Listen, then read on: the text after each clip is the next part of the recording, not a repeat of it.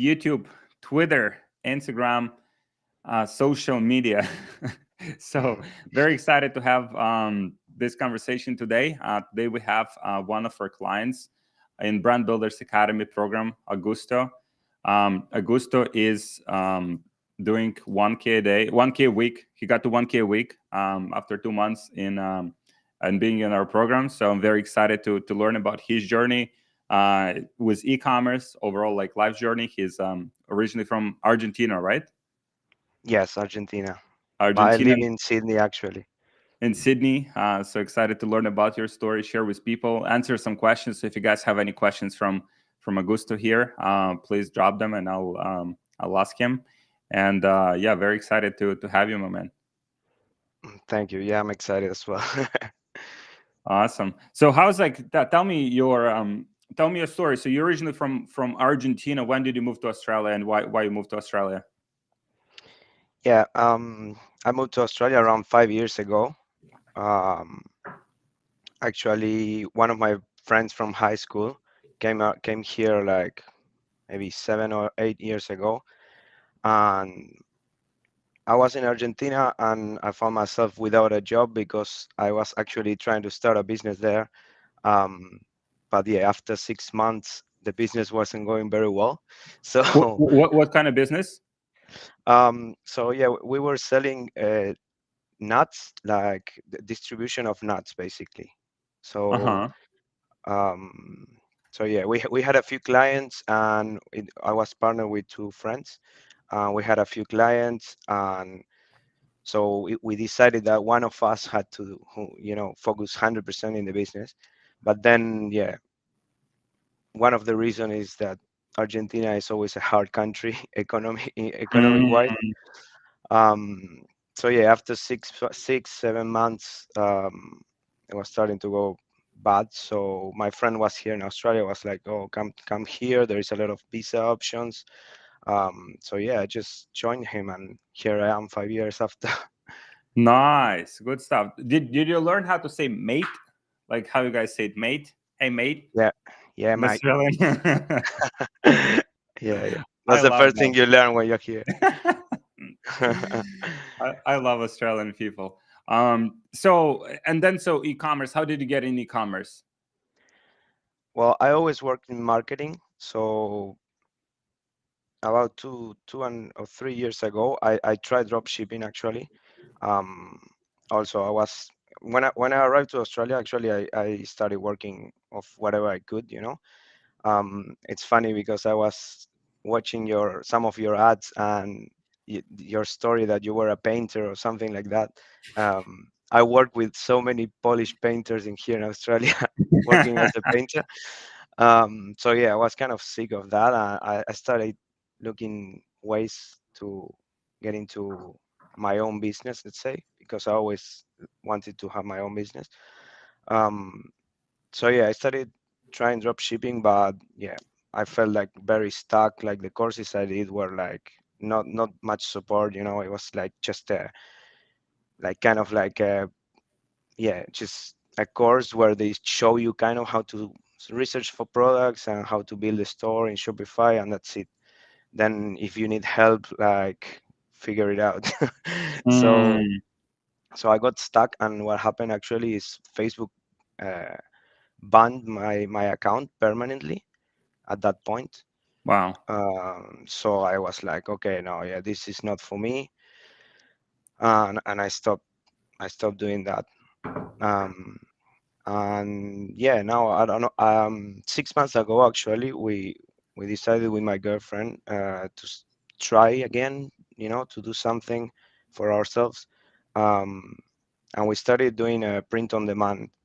Yeah, I don't know. I think, of course, you heard of it. Um, we decided to do like a store printing t-shirts for gamers. Hmm. Um, we were very excited, but Are you a again, gamer like yourself? I like video games, but I don't have time. Like I wish I had more time to play more, but yeah, no. But yeah, I like video games. So, but yeah, 6 months after, like we got some sales. We were doing everything organically. but it was a big job, and again, like we didn't have anyone to guide us to, have the right answers to our questions. So like after 6 months, it was a very hard job, and we decided to stop. And actually, that's how we found BBA after, because we were trying to find like someone to guide us through e-commerce. But yeah, once I got into BBA, I decided to stop the print on demand because of like, yeah, margins and a lot of things that they explained me like straight away. um, Can you so yeah. elaborate on that, right? Because I think a lot of people, I mean, print on demand as a business model is not a bad model, right? But like the only problem with print on demand model is that, like you said, it's margins. Like, can you elaborate how much, for example, the t-shirts that you were trying to sell, how much did you pay for them from your supplier, or the app that you were sourcing them from, and how much you were selling them for? So yeah, we were using Printify, which is like an Mm-hmm. app that connects to Shopify directly, and you have all the suppliers there. And I don't remember exactly, but I think it was something around $14 to $15 that I was paying for the T-shirt, uh, for shipping and everything. And I was selling the T-shirt maybe like 25 to $30. So it was kind of like, yeah, 2x Mm, kind of margin. yeah. And you had, like, without even taking into account ads, because we were doing everything organically. Oh wow, interesting. You were doing So it was, organically. What did you do organically? yeah, we created the Instagram account. We started posting. My girlfriend was doing all the designs, all the posts, um, and yeah, reaching out people, offering discounts through DMs. Uh, we actually got like few sales, um, and a few like micro influencers that wanted to promote our products. And yeah, at the beginning, all the motivation and the momentum was going well, but yeah, at that point, like when we needed to like kind of scale a bit more, we were stuck and we didn't know what to do. And that's when actually we started looking into a course or some kind of guidance and mentorship or something. Hmm. Interesting. Yeah, I think yeah, print on demand is a great model, but like margin wise, it's a little bit tricky, because it's yeah, I just like there's very tiny margin. If you take, let's say, manufacturing in house, or you have someone like private relationship with someone who can print, items for you cheaper, so then you have a higher margin. Now it kind of like makes more sense.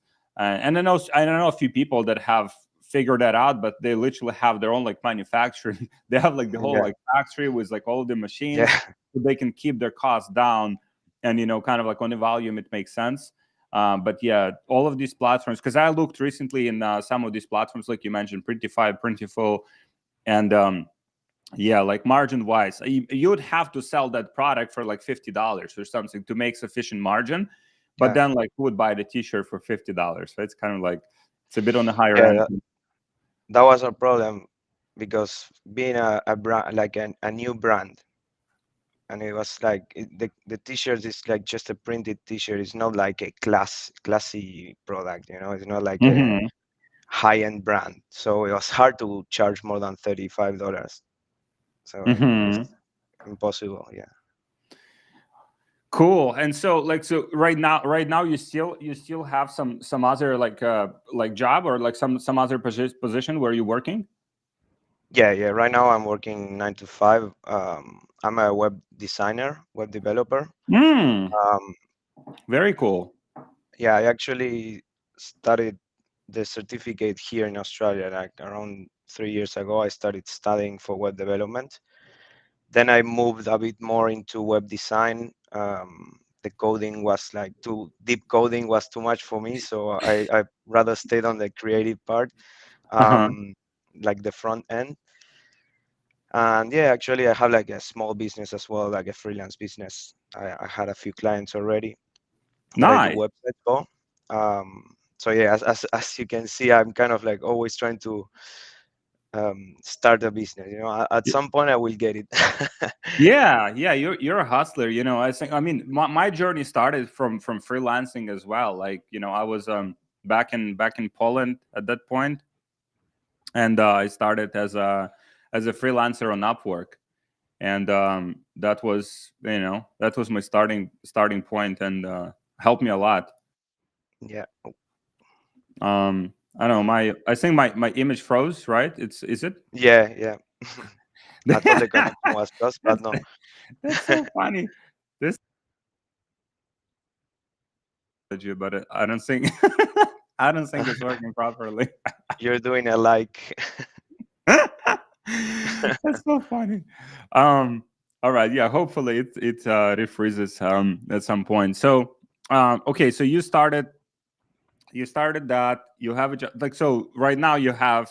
I mean, you're making money like in your 9 to 5. On the side, you have the business that, obviously, like, when that business gets momentum, it you can transition into your own business, like, full force, which is awesome, which is, something that I recommend to a lot of people that don't have to, especially if they have, obviously they have bills to pay, they have, other things to take care of, and you don't want to take the risk where, like, kind of in a very, like, stressful position. So actually, one of our clients, he wasn't in BBA, but he was in ESS. Paul Nicholas. He's also from Australia. I don't know if you. I'll send you an interview we did with him.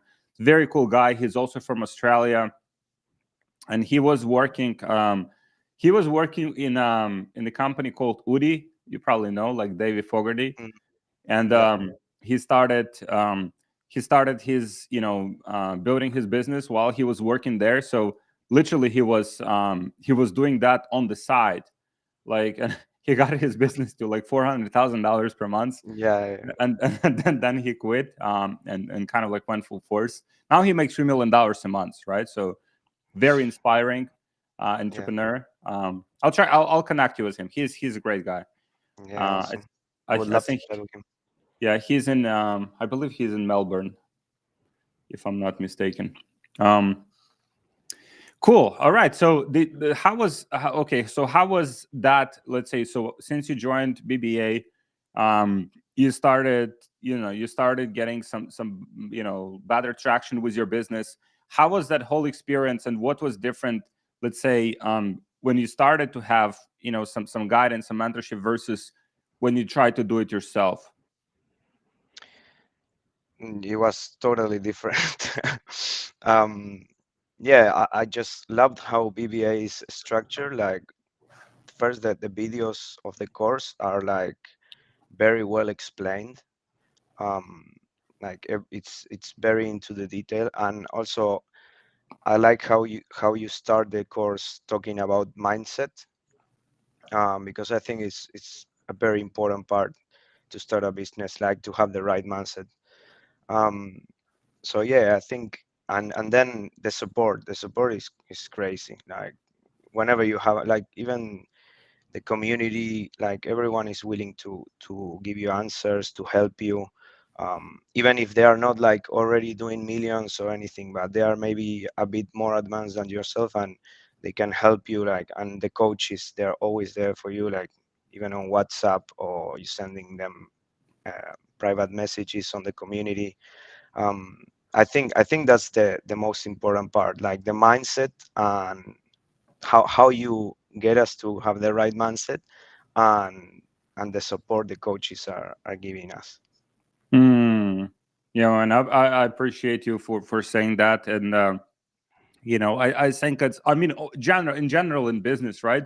Because business is something that you have to kind of get into, right? And especially if you didn't have, like, I didn't have entrepreneurs in my family. I didn't have anyone who could mentor me how to operate a business. What are the challenges that come with running a business, right? Because there's challenges every single day. There's some issues, there's some problems that you have to solve. So it's constantly like a problem solving product. I think a lot of people getting into the business, whether it's e-commerce or any other business, with the wrong mindset. They expect that, yeah, I just do something and it works from day one, and then just from there just goes up, because of how it's explained on the social media. People just showing their Yeah, cars and vacations and stuff, right? Not showing what it actually take takes Yeah, to operate a successful business and grow it. yeah, no, definitely. It's a lot of hard work, and as you said, like on Instagram, they make it look like it's super simple and easy. Um, yeah, just now I was talking with my cousin, and we always discuss these kind of things, and yeah, I was telling him like it's not like a get rich quick scheme, like it's more like you need to put the work in. Like, Mm. And you also like as a part of it, right? It's kind of like a personal evolution. It's kind of, I mean, obviously you're getting better at skills, you're getting better as entrepreneur, but also you have to, over time, as the business grows, you have to evolve in like different roles. You have to like work with other people, manage them, lead them, mhm. supervise them, help them achieve their goals inside of your company. So there's always like stages of growth, but that's what's exciting about this whole process, because it doesn't just like make you money over time as you become better at it, but also it makes you a better person, better leader, and just like a personal evolution part of it is something very exciting.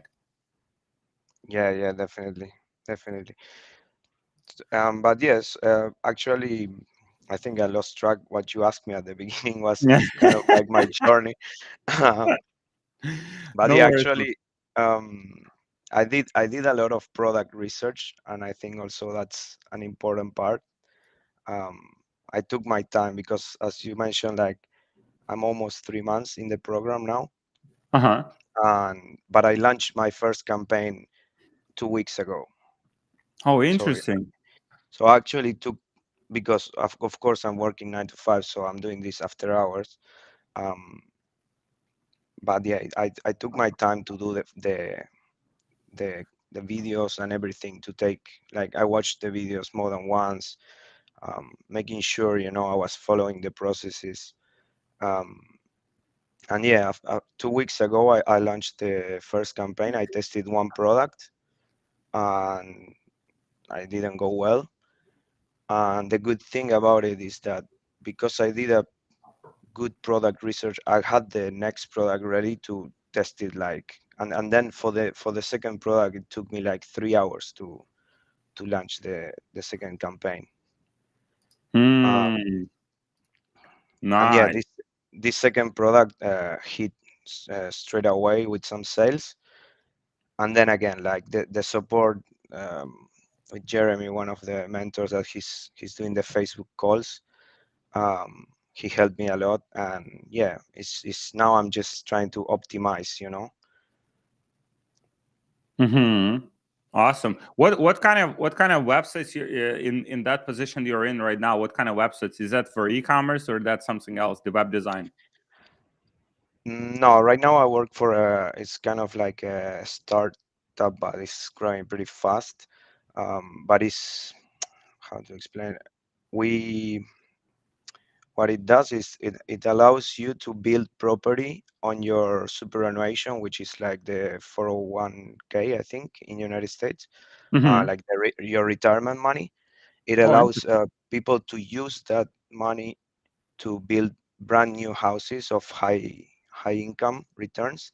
Uh-huh. So it's kind of like a very innovative solution here in Australia. Um, so what I do is actually I build landing pages for our B2B clients, basically landing pages and websites for clients. Nice. Nice. Did that Yeah, experience like help you with like building landing pages for yourself for your own products? yeah, yeah, definitely. I was always pretty good with technology, let's say. Mm-hmm. Um, but yeah, definitely being a web designer helped me for these kind of things, like at least for the website part. Mm-hmm. So all of these are custom like landing pages, like custom websites, or this is based on some landing page builder? So I use WordPress and Webflow, Uh-huh. um, and I design with Figma. Uh-huh. Nice. So when you were considering joining BBA, like were you nervous or scared at all?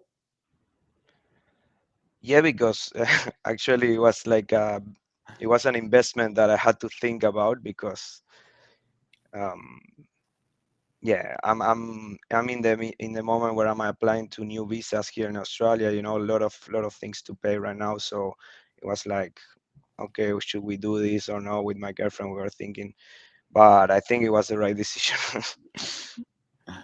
Awesome, man. And so like, so the kind of the financial part like was a big part of it, but did you have any kind of like hesitations in terms of whether e-commerce is still viable? Is it like saturated? Like, is it, kind of like a real opportunity? I gotta say, yeah, like I was a bit skeptical because of what we talked earlier, like how they show it on social media. Hmm.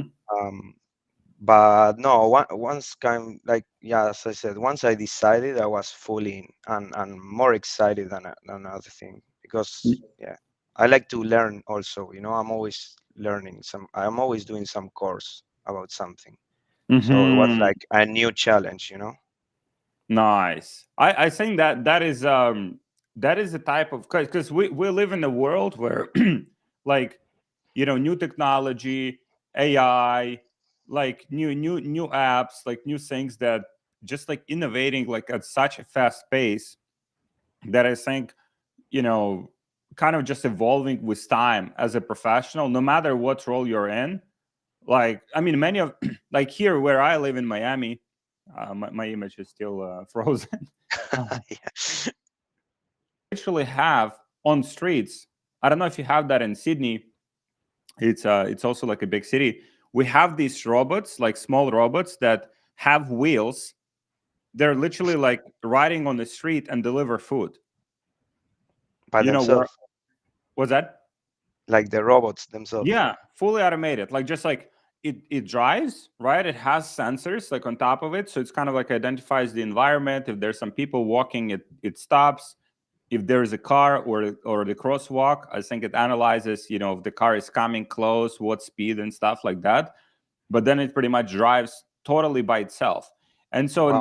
and then you think about it, right? Many of the jobs that exist today, right, because of technology, because of AI, because of how fast it's growing, there's a fast innovation happening on the autonomous vehicles side where the cars pretty much drive by Yeah. themselves using sensors and stuff, right? There's like they're testing this at such a fast pace. It's just inevitable that it will go like in that direction where I think even like in San Francisco, like already the Ubers, the cars, like you just sit in it, there's no driver, it No just drives driver. you. Yeah. It's crazy. And so I think if once you start reflecting on that, kind of like, okay, like let's say for people working in regular jobs like 9 to 5, especially in positions where not a lot of technology is involved, I think people should reflect on kind of like what technology can literally just make their whole job obsolete, right? It's like this is just the phase that we have right now, like and it's scary. On one side it's scary, right? Because like, okay, wow, my job can be taken away.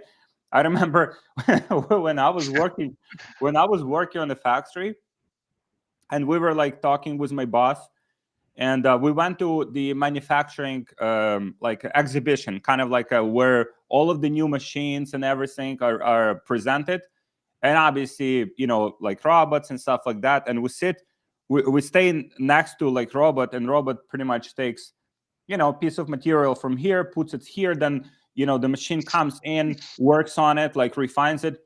And my boss tells me, so Alex, one day that machine will replace you. And he was Yeah. very happy about it, you know because Yeah. machine doesn't ask for raise, machine doesn't complain, machine doesn't No have breaks. personal. Yeah, yeah. And so, I mean, on one side it's scary, but on the other side, it can be a great motivator for for people to what kind of skills can you develop, right? Like, and with AI and with technology and with YouTube and with courses and with mentorships, like you can accelerate that process like significantly. Like, what skills do I have to acquire to still be valuable in the future marketplace, right? So if you can Hmm. be a business owner, phenomenal. If you can have some skills to contribute to other people's businesses, phenomenal, right? But you have to constantly like stay on top of it. Like as you said, I love that attitude of yours where like you constantly learning, you constantly watching new courses, like you constantly like leveling up your skills, because it's not something optional. It's not something that like, yeah, maybe I'll no, I mean, you literally have to do it because your job might be gone like in you know, in a few years from now. Yeah, And you always see some of these when big companies like even Facebook, right, technological advanced companies, Facebook, Amazon, like TikTok, I mean, all of these big corporations, from time to time they just have like, hey, we just made a decision to fire like 10,000 people, yeah, because like yeah, that's true. we probably replace those people with some algorithm or some.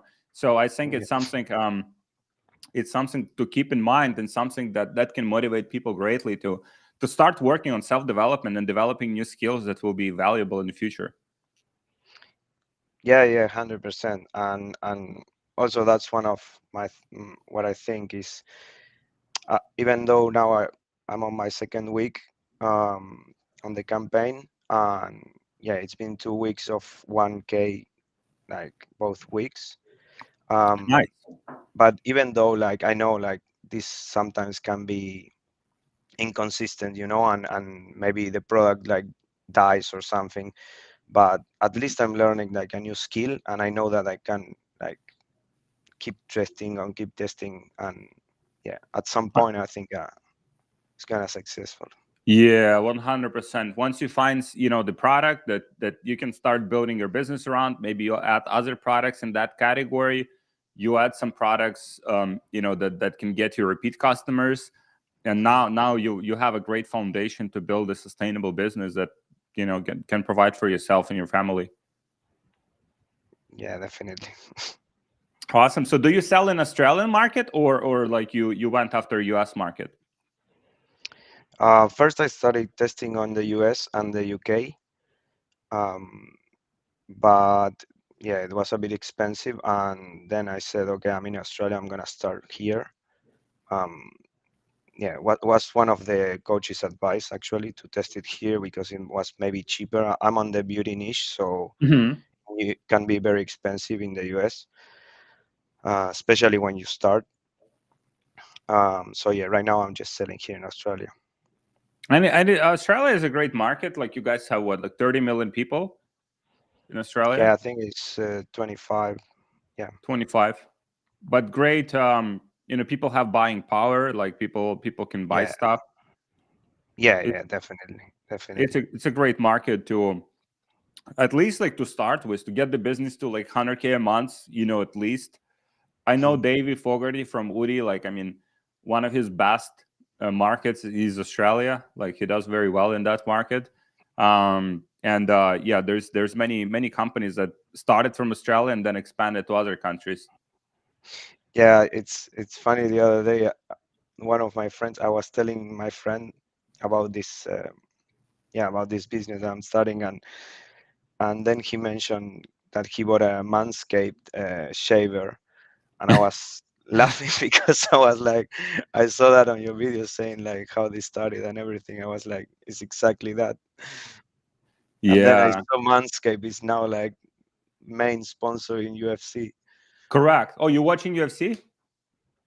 Yeah, sometimes, Yeah. sometimes. I prefer boxing and Uh huh. football, of course, being Argentinian. Uh huh. For sure. They have very good fights this week. It's very good card. UFC 303. Um, Yeah, the thing here in Australia to watch football, the time zone is really bad, but to watch mm, boxing or UFC is pretty good because it's like usually Sundays at midday or something. uh-huh. Awesome. You have this guy Volkanovski. He's Yeah. Australian fighter. He's great. Um, so like for people that like, okay, so you started in beauty niche, right? Which is, people would say, oh, it's too competitive. There's a lot of people selling those products. Like, what has been your experience? Like, did you like, what are your CPMs are, and kind of like, what do you think about competition in beauty niche? Well, first, My CPMs in United States were like double than here in Australia to start. Hmm. So yeah, I think maybe sometimes starting small is better than start going straight away to the big ones, to the Mm. competition. That's my point of view from the the very short time I was here. Um, but yeah, Mm. you I think in terms of numbers, my CPM now is around 50 Australian $50. dollars. Australian dollars. Australian. Okay, so that's about like what? 30. 30, yeah, maybe Oh, 30, yeah, okay, 35. that's not bad. That's not bad for beauty niche at all. That's awesome. So, and in terms of the like, do you want to stick to the beauty niche? Like, do you want to just like introduce more products in that niche, or you still want to explore other niches too? No, I'm keen to explore other niches, but I want to stick to one store first and make it work. Uh, Hmm. if it's this one or the next one, but yeah, first make it work on one store. And if at some point I have my finances are okay to test another niche, yeah, of course, why not? Hmm. And you mentioned also that once you once you committed, like once you got into like e-commerce, like once you made the decision like internally that you will stick with it and you'll figure it out, whatever it takes. Like, how did you get that confidence in yourself? Because from my observation, I think you know most people, they don't have that confidence that if they get into something, that they will figure it out. Like, and so how was that process for you? Did you get support from your girlfriend, some other people? Yeah, for me personally, my wife was like great supporter of me. Like, it's if not for her, like I would, like my mindset was Yeah, sort of like, and she no, was yeah, supporting and pushing me. yeah, I understand you because yeah, my girlfriend is very supportive. Like it's one of the. I mean, she's here living with me every day, so she's the main support basically. That's awesome. I And think it's. Uh-huh. actually, she was because I had like six approved products by the coaches. I tested the first one, but this second one that is working is actually she was the one that recommended it because of course beauty niche and she was excited to test the product herself. Um, so yeah, Yeah, yeah. My wife also like, have you tried selling this product? And she was sending me like, and I'm like, wow, this looks like a great product. I wouldn't even think of it. And then we test yeah, it and it crushes. So yeah, getting perspective from ladies specifically in like beauty niche, I think is so beneficial. yeah. And no, basically at the beginning I was kind of like just going through the videos like as much as I could, and yeah, it's just like the first motivation that I always have. Just like I think it's something that entrepreneurs we have like this kind of like motivation at the beginning, and then Hmm. it's like a curve, and then sometimes it starts to get like lowers the motivation, and if you don't boost that momentum with them with some guidance and support, I think that's when like it starts dying. um and in my case I was like yeah motivated, and then after the first product test that it didn't work, I was like I don't know, and then it was I don't know, yeah, just the support that made me keep pushing. And yeah, once the sales starts coming, like, and those notifications on your phone are just like ecstasy.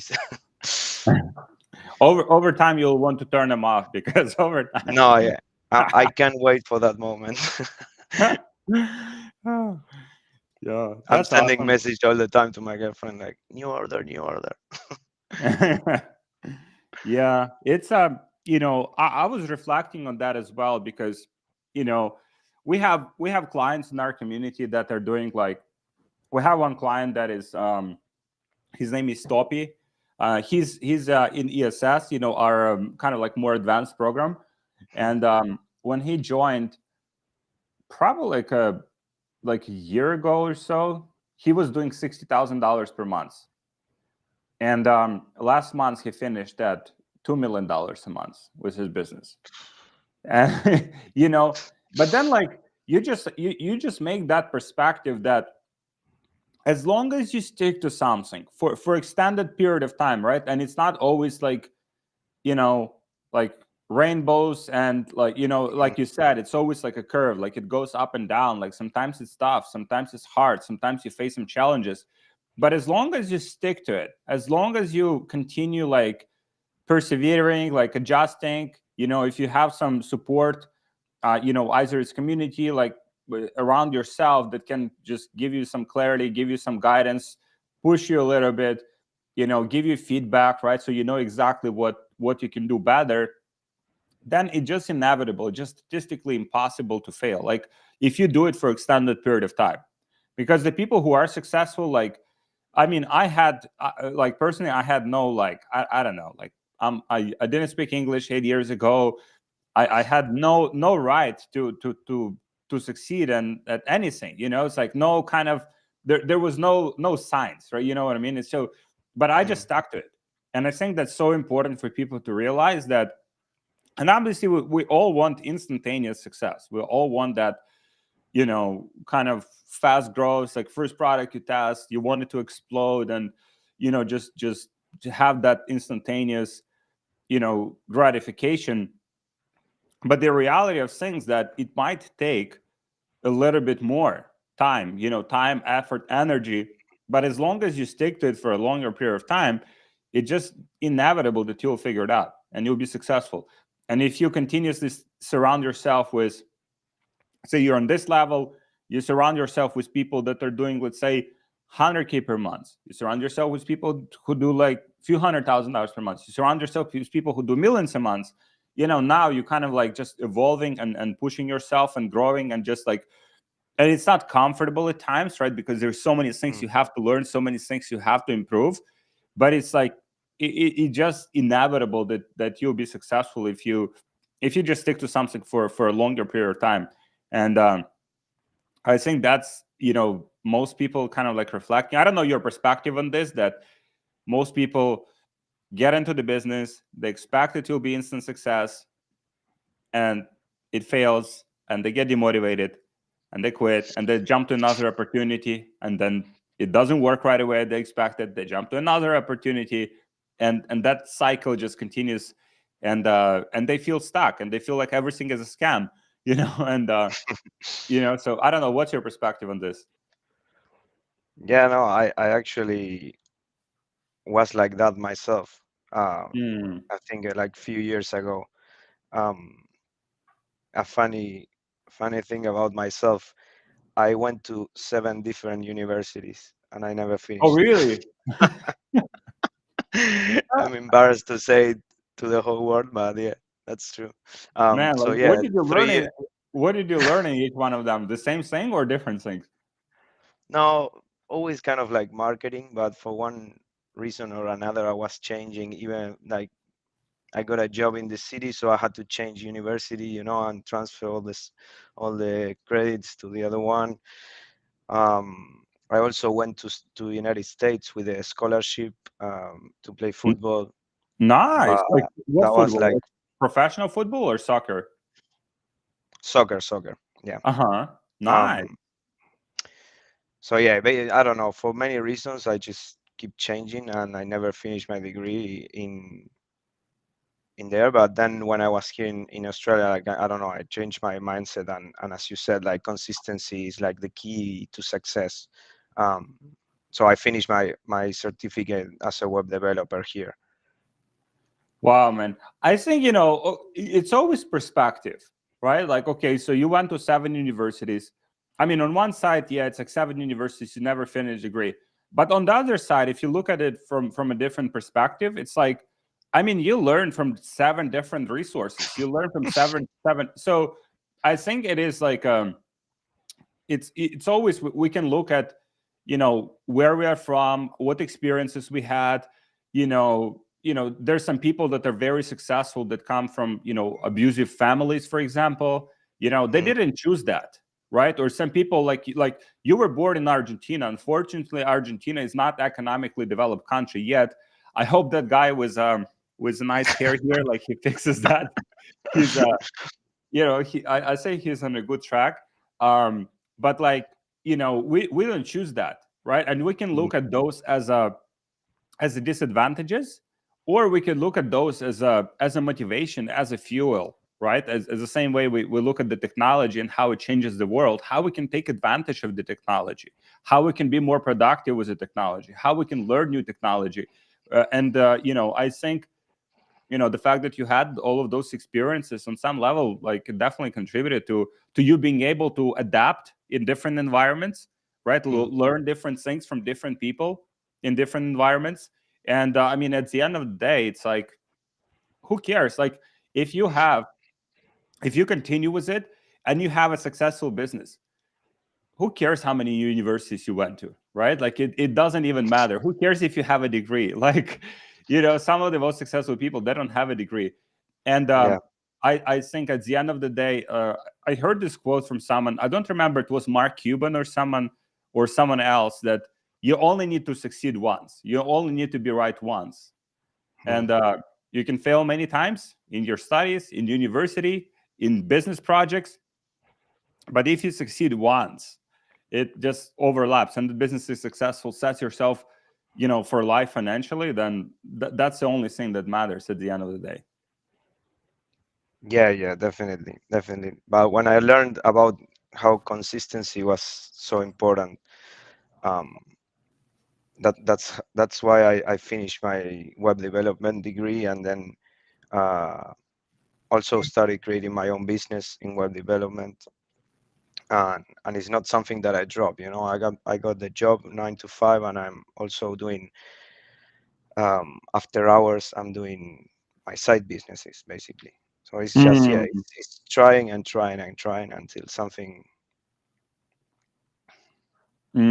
awesome. So we have a question here from Majid Olfers. How many hours a day do you spend on the store? Just starting myself, and I have also other projects, and I want to plan hours dedicated to this in my schedule. Um, Hours a day, I would say maybe 2 or 3. Depends also on what stage I am, because I'm trying to, you know, get more creatives and for the ads right now. But yeah, I think depends a bit on what stage you are, and I think it's different for everyone as well. Like there's people that they don't have a 9 to 5, and they can spend like 9 hours per day, and they will maybe get to the same result that I did in 1 month. They would get in 1 week. So, but I think, Mm. yeah, as we were talking before, I think doesn't matter if it's 2 hours, 5 hours, or 9 hours. The important thing is that you do it consistently. Such a good point. Such a good point. Um, and yeah, someone is asking here also if this is real. This is real. Sorry, my camera is just frozen, and yeah, hopefully they fix this technology for the next calls. Um, Mm. so in terms of the creatives, like, do you do image ads or video ads right now? Video ads, yeah. For now, yeah, video ads. I tested a few image ads for this product, but I think this product is very, like, you need to see it in action. What do you mean by that? So, like, I feel that the product that I have is something that you need to see the video, how to use it and everything. Like image ads, it's a bit harder to. I don't know. That's what I think right now. But yeah, I'm basically doing video ads. Oh, interesting. Yeah, I think that's important to realize that difference between, like, different products. And because some products, like jewelry, for example, you can pretty much, like, sell jewelry, many of the cases, with just like a standard image ad. If people like the design, they can buy it right away. Or even t-shirts, if people like what it says, just the margin structure is not the best. Some products, like you said, beauty, you have to explain it. You have to explain how it's different from other products that people have tried, and those things are important to kind of keep in mind when you're starting with new product. Okay, what kind of creatives do you actually need in order to Mhm. sell this product effectively? Looking at your competition, how they're selling products successfully, and pretty much emulating and modeling that as a starting point. Yeah, exactly. So we had a question here: how much in paid ads do you need to start? What social platforms are you seeing best ROI for paid ads? Um, right now, I'm spending between 150 and $200 per day in ads. Mm-hmm. Australian, sorry. So it's like 100, American per day, kind of. Uh-huh. 100 With social. American dollars. Yeah, yeah, because I'm testing different interests and different hooks on the videos.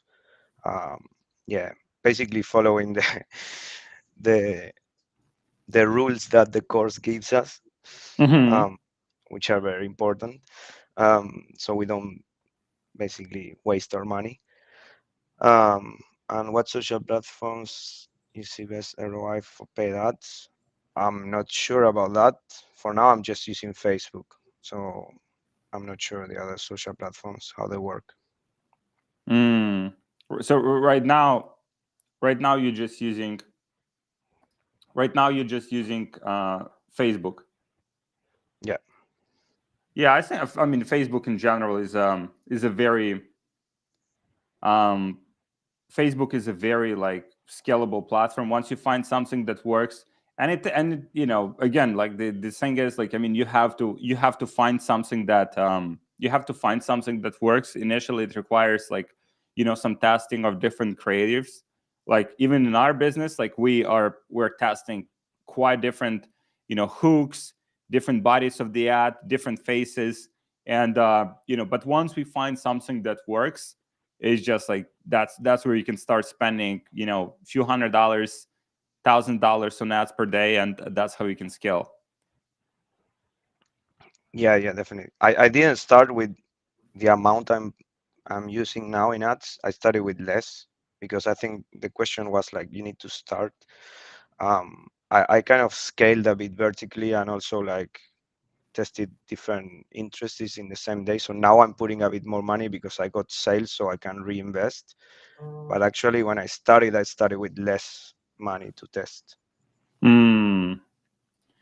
So what do you say from your experience? Like, is drop shipping that? I wouldn't say it's drop shipping is dead. Um, I would say, yeah, the best way to see this like what you tell us, like that trying to build a brand instead of doing just drop shipping, right? Because I feel that maybe maybe 5 years ago or 3 years ago, drop shipping it was like in the boom, but now I think you need to be like a bit more differentiated from all the competition that is out there. So it's kind of like building a brand around it. Yeah, for sure. And I mean, and that's not even like something that's super difficult to do. Like, if you work with a good supplier, they can put branding on your products. You can improve the shipping times. You can improve the Mhm. quality of the product as well. So all of those things that, so I have this computer, like, I cannot see, I cannot show because my screen is frozen. But I got this is iMac computer, and I got, Mhm. I mean, this one I think I got here in the United States, but the previous one was shipped to me from China. Like, so Apple shipped this product to me from China. It has the custom label and everything from Chinese, I think, customs. And you know it's a massive brand, right? It's a massive brand, Yeah. but it's still made in China, right? So if you think about it, and most of the Apple products are made in China, just from the cost perspective. So if you start reflecting on that, so okay, Apple, obviously Apple is a massive brand, it's been around for a long time. But if you just start reflecting, like everything is made in China, it just depends, first of all, like what kind of products you're selling, what's their quality, do they have like a nice branded packaging, are people happy to receive the product? And so you can use that as a initial like validation point to see whether the product is selling. And then once the product starts to sell and you validate it without big upfront investment, then you can start buying inventory, you can improve your shipping experience, custom branding, like, so all of those things you can improve. But I've done a mistake myself where I wanted to do Amazon. Okay, so you buy a lot of inventory and then you put it on Amazon and then you hope it sells, right? It's like it's a lot of risk, and it's a lot of capital that has been invested in that before I even knew whether the product would actually sell. And Mm, I think drop shipping as a validation point for products where you can get initial, for sure the product is selling. Okay, how we can improve that, how we can differentiate the product even more from other people selling the same products, and how we can take that to the next level. And that is that's something that I think as a business model, like in general, where you don't have a lot of capital, you can't raise like 20, 30, $50,000 to buy inventory, right? I think it just mm, doesn't make sense. I think yeah, it's a great validation point to build your real brand. yeah, no, definitely, definitely. And as you said, like I think China suppliers are have a like a bad image, but actually there is good suppliers as well. It's just about finding the right ones. And as you said, like when you test the product, um, you will know if the product is good or not, because if you start getting a lot of complaints on the first sales, you will know that that's not the right supplier. In my case, I also order the product for myself, so I know Nice. that the quality is nice. Um, so yeah. Nice. Yeah, I think that's so important. And I mean, that tip by itself is so great. Like before you start selling a product, you want to validate what kind of quality that product has.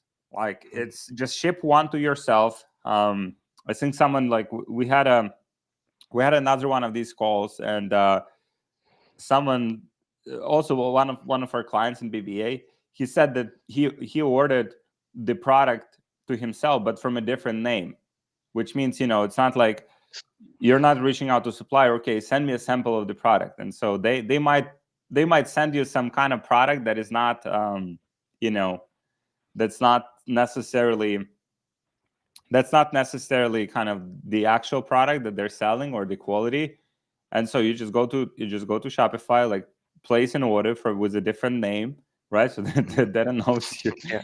and ship the product to yourself. Verify the quality, make sure it's high quality and good experience for customers, and then you can move forward with scaling up that product. Yeah, even to test the shipping times, because I think, yeah, it's okay if you get up to 10, like 10 days, 12 days, but if you get a supplier that says 10 days and takes 20, that's gonna be bad. That's such a good point. And guys, please drop some questions here in the chat, so I can ask Augusto. Please drop questions, whether you're on YouTube, Twitter, Instagram. Just drop the questions in the comments so I can ask him. My screen is still my screen is still frozen. I Um, don't know what happened.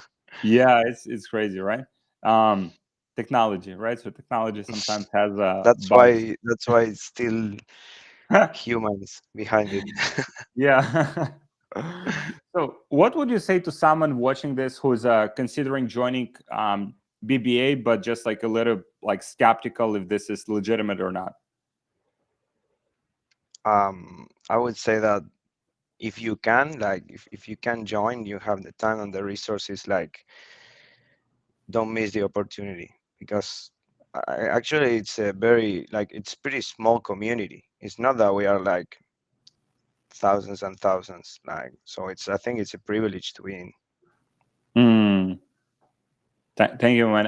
I've built it like I built it initially like the way that I wanted I wanted the community and support systems to be like if I was getting in e-commerce or I wanted to grow e-commerce business and we had we had partnerships coming out of this, like people connecting with each other, then start working together on the project.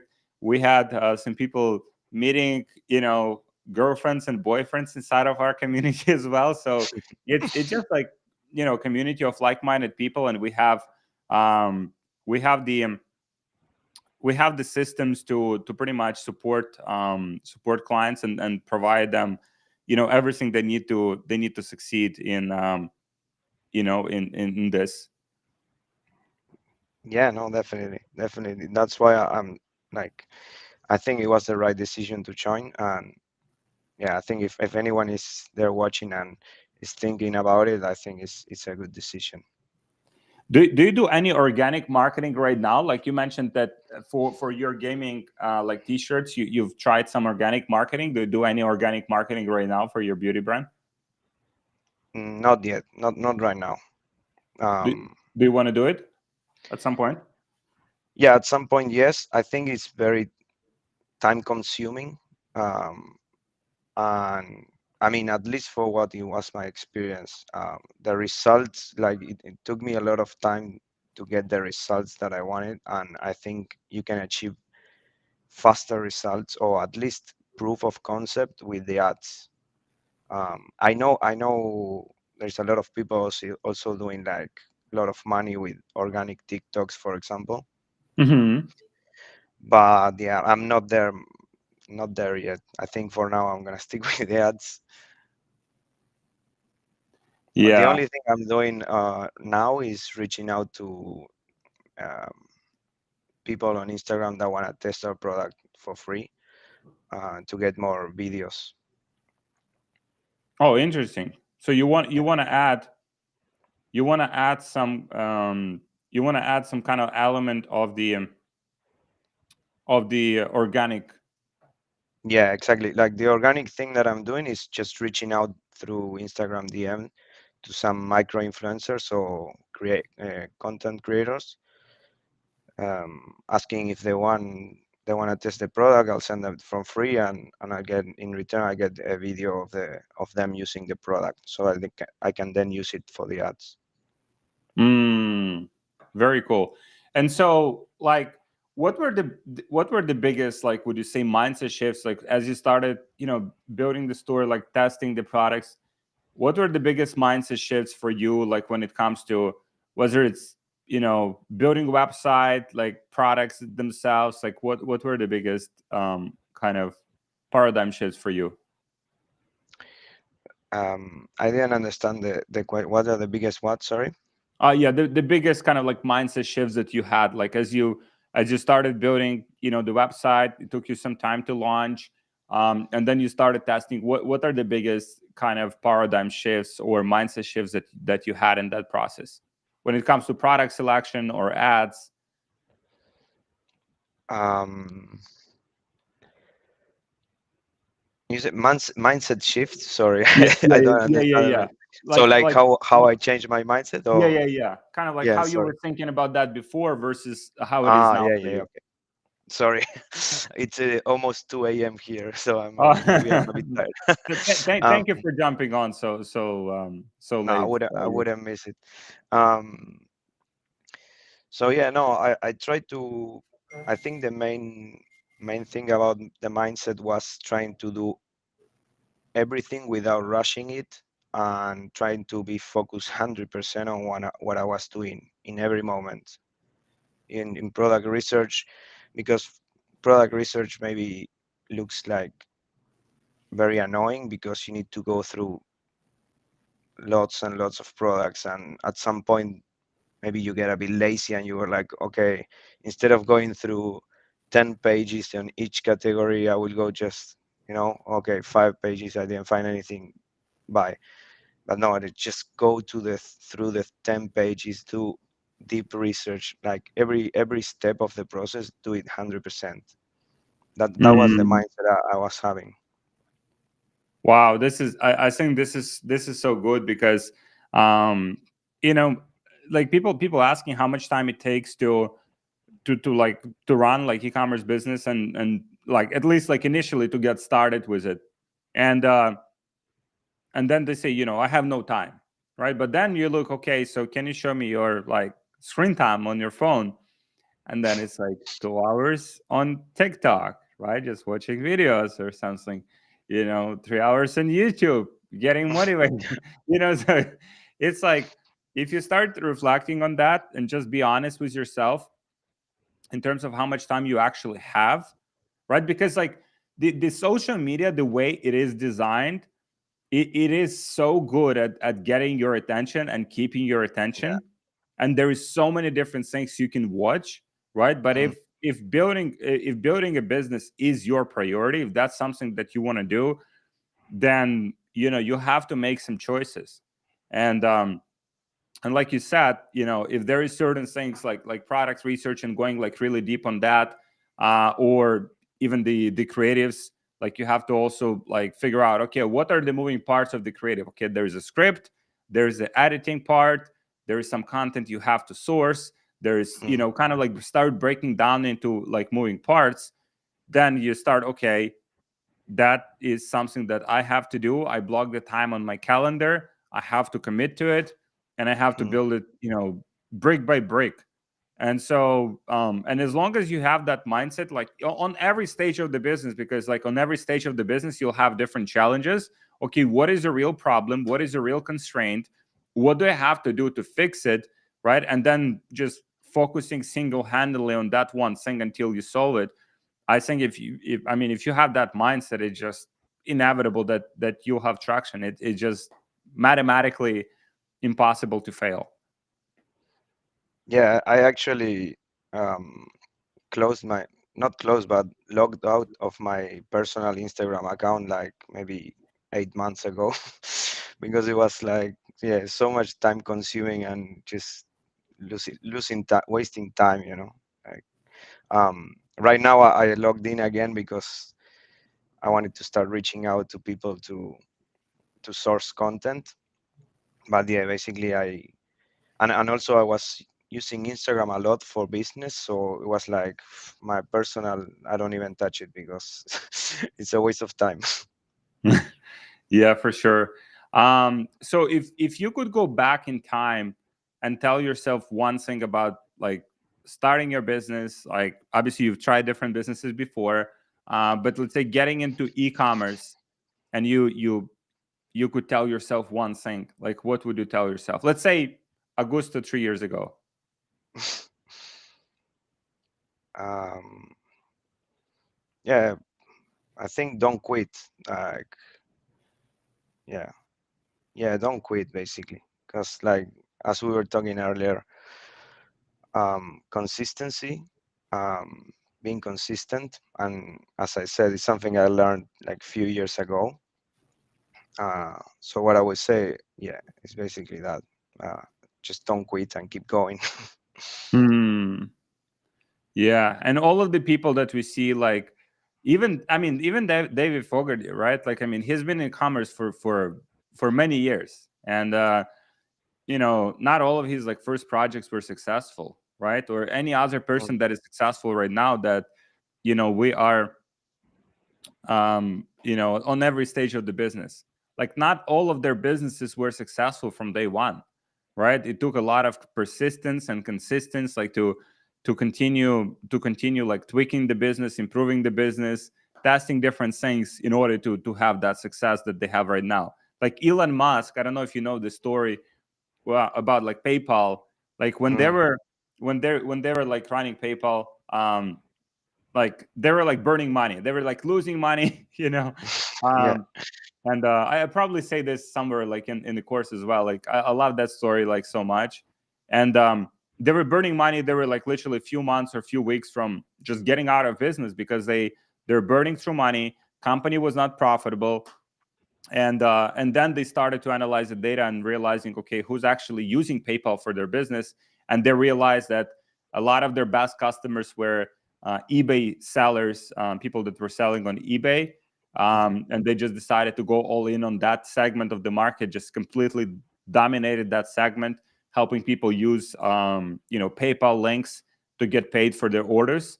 And that's how they got the business from, and these are smart people, right? Like, so you would think, okay, like Elon Musk, I mean, he's like, whatever business he's touching, it's Yeah. extremely successful, right? And it's like, and so now you reflect that on yourself, and you think, okay, if Elon Musk had to go through all sorts of shit in order to get his business to the point where he is and becoming, the richest person pretty much, or one of the richest on earth, he had to go through all these challenges. How we are different, how we can expect that whatever business we are launching, right? If we have the objective to be financially free, to have everything we want in life, right? So there's a big goal for people getting into business.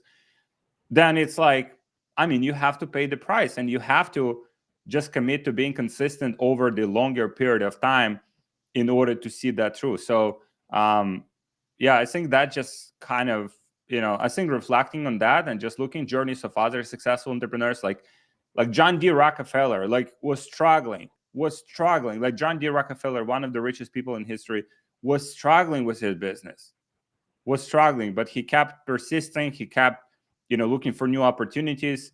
Like it just, every story that you look into has those moments. Like it's not just like right away you have everything that you want, but then if you can continue like with the same opportunity. It's important to stay in the same opportunity so that you become better and better at it over time. You learn, you apply feedback.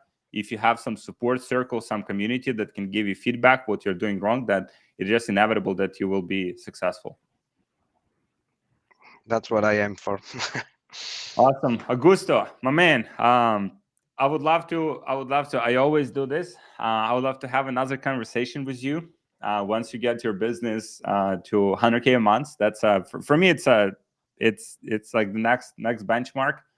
It's, looking at your like attitude, looking at how you look at things. You're constantly learning, you're constantly evolving, you're coachable, you're looking for feedback, you're applying feedback. It's inevitable that will happen soon. And yeah, looking forward to that to that second conversation. Thank you so much for sharing your story. Thank you so much. I think people watching got inspired from it. Like if there's one person watching that got inspired, that's literally all I'm looking for. And I appreciate your trust in joining our community. I appreciate you following through, and I'm looking forward to seeing your next success stages. Yeah, I can't wait for it. And yeah, thank you, Alex, also for this interview, and yeah, for everything you do for the community. Thank you. Yeah, thank you, Augusto. Thank you, everyone, for watching. We'll be wrapping up, and I'll see you guys in the next videos.